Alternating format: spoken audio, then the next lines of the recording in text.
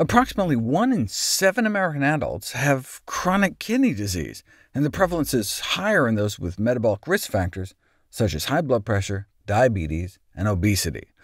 That sounds like a job for plant-based diets, which have demonstrated significant utility for the prevention and treatment of all 3 of those modern-day scourges of society.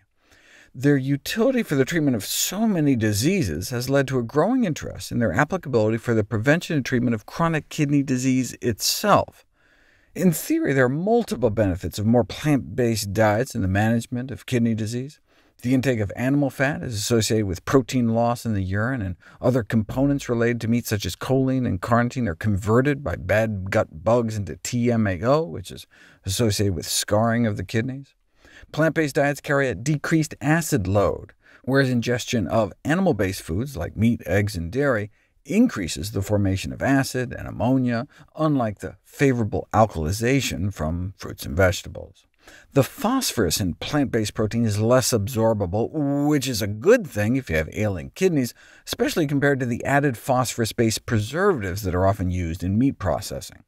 Indeed, you can successfully lower blood phosphorus levels in kidney disease patients in as short as 1 week on a vegetarian diet.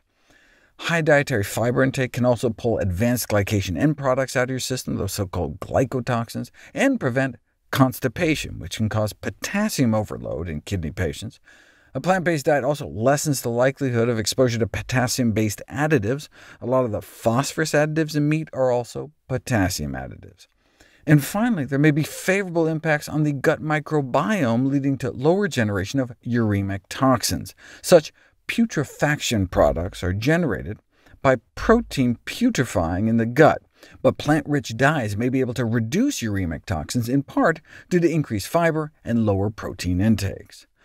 The lower the dietary protein intake, the slower the progression towards end-stage kidney disease, and the increased risk of progression to end-stage kidney disease associated with dietary protein intake appeared to have no threshold, meaning it just seemed the lower the better.